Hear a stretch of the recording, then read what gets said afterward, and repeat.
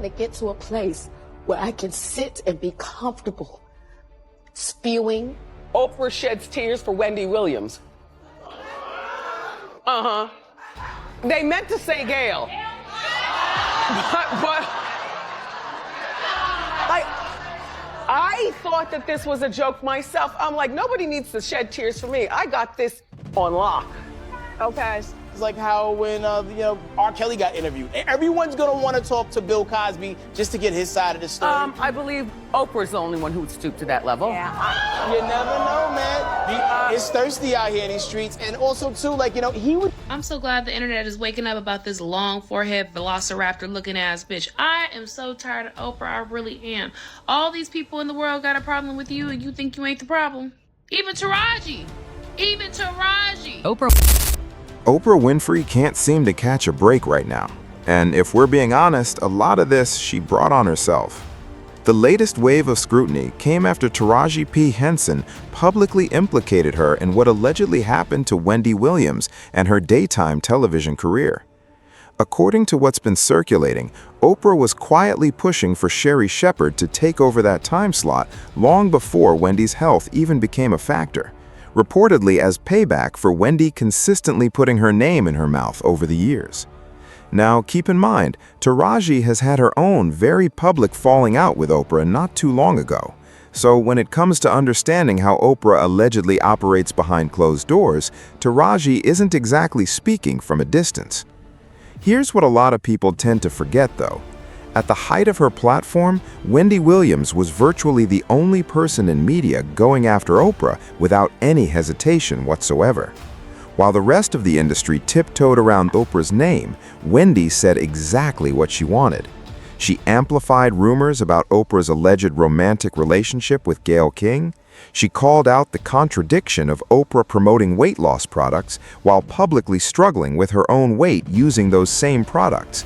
And she stepped into the Monique versus Oprah situation and took a clear side, against Oprah. The tension between them traces back to 2008, when comparisons started circulating in the media, suggesting Wendy was positioning herself as the next Oprah.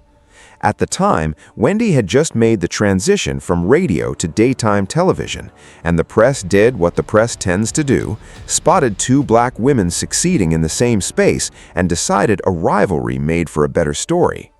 Wendy shut that narrative down immediately.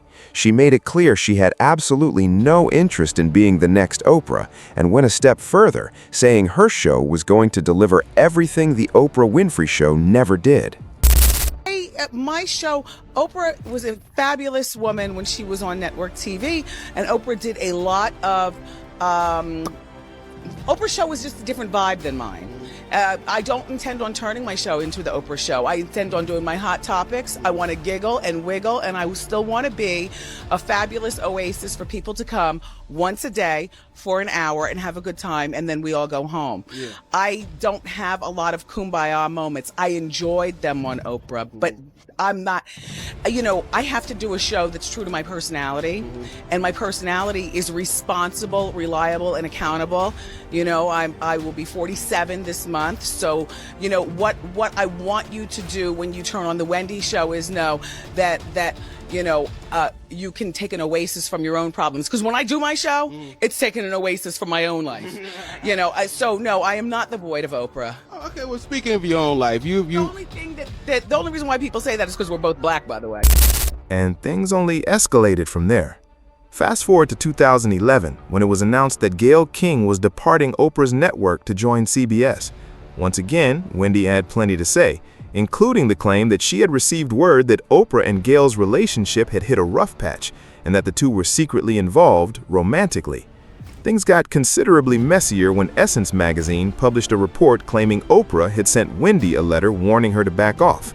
And according to the report, Oprah ended that letter with a pointed sign-off, telling Wendy to stay black. Which raises the obvious question, what exactly does that mean? To a lot of people, it read as Oprah taking a subtle dig at Wendy's gossipy, tabloid-style format, a tone that critics have long associated and condescended toward black women in media. The irony wasn't lost on anyone. especially given that Oprah herself has faced repeated accusations of tailoring her brand primarily toward white mainstream audiences. And if you need a reference point for that criticism, look no further than the 50 Cent situation. Back when 50 was still building his mainstream profile, he was actively trying to expand beyond his street image despite hitting significant milestones in the industry. At that time, an appearance on The Oprah Winfrey Show was one of the most powerful image rehabilitation tools available. But when the idea was brought to Oprah, she initially declined. The interview did eventually happen, but 50 remained openly frustrated about the resistance he faced getting there. His position was clear. He believed she turned him down because he didn't fit the image her predominantly white audience expected to see. He said he felt she catered specifically to older white women, that her audience was essentially his audience's parents, and that she had been against everything his music represented. Rather than chase her approval, he decided friction with her was more valuable than a friendship, and that public stance essentially opened a door. Once 50 spoke up, others who felt similarly wronged by Oprah began stepping forward with their own stories. Ludacris was among them. He went on record about what he felt happened when he appeared on her show to promote the film Crash. According to Ludacris, rather than simply celebrating his performance in the movie, Oprah took the opportunity to publicly state that she disagreed with his music in front of the entire cast. He felt that was unnecessary and reductive, arguing that if she had a problem with specific songs, she could have said as much, rather than dismissing his entire body of work in one broad statement. Now, circling back to that letter Oprah allegedly sent Wendy. Once the backlash from the report hit, Oprah denied ever writing it. Wendy went on air and told a different story entirely, confirming the letter was real and that Oprah had in fact sent it. As Wendy put it, when a celebrity contacts her show to set the record straight, that alone confirms they've been watching. Wendy pushed further in 2018, going after Oprah on air for promoting weight loss products while visibly struggling to lose weight herself. At the time, Oprah held a 10% ownership stake in Weight Watchers and was serving as the face of the brand, a financial arrangement that Wendy argued created an obvious conflict. She pointed out that regardless of the well-documented concerns surrounding diet culture products, Oprah was still endorsing the company because she had a direct financial interest in its success. And if you thought all of that was a lot, the story gets heavier. Many people believe it was the accumulation of all these public call-outs that allegedly motivated Oprah to push for Wendy's removal from daytime television and back Sherri Shepherd as her replacement. Because around this same period, Oprah was also locked in a serious dispute with Mo'Nique. Mo'Nique had publicly accused both Oprah and Tyler Perry of blackballing her in the industry. According to Mo'Nique, she was paid just $50,000 for her role in Precious, and then, once the film gained serious award momentum, both Tyler and Oprah came to her expecting her to travel internationally doing press for it. And here's where it gets truly remarkable. They allegedly expected her to cover those expenses herself. You genuinely cannot make that up. When Mo'Nique refused to comply with those demands, the industry doors allegedly began closing around her. And when she went public with those accusations, Oprah's response wasn't to address the business dispute directly. Instead, she invited Mo'Nique's brother onto her platform, the same brother Mo'Nique had previously accused of sexually abusing her as a child, to deliver an on-air apology without Mo'Nique's full knowledge or consent regarding who else would be present. According to Mo'Nique, Oprah called her ahead of time and asked whether her brother could come on the show to apologize. Mo'Nique said she wanted nothing to do with it personally, but didn't want to stand in the way of his process if he was genuinely changing. What she didn't know was that Oprah had also invited her parents, people Mo'Nique had her own complicated and painful history with. She only found out once she was already in that situation. To Mo'Nique, that wasn't a healing moment. That was a setup. Word spread that Wendy and Oprah had a serious falling out behind the scenes once Wendy learned the full details of what Mo'Nique alleged had happened. But here's the twist. Wendy never imagined she'd end up in the same position as Mo'Nique. And yet, once her health started declining, she was removed from her show with remarkable speed and replaced by Sherri Shepherd. And Oprah, who had never once publicly acknowledged Wendy during her entire run as host, suddenly showed up on Sherri's debut to offer glowing congratulations, even moving Sherri to tears with her praise.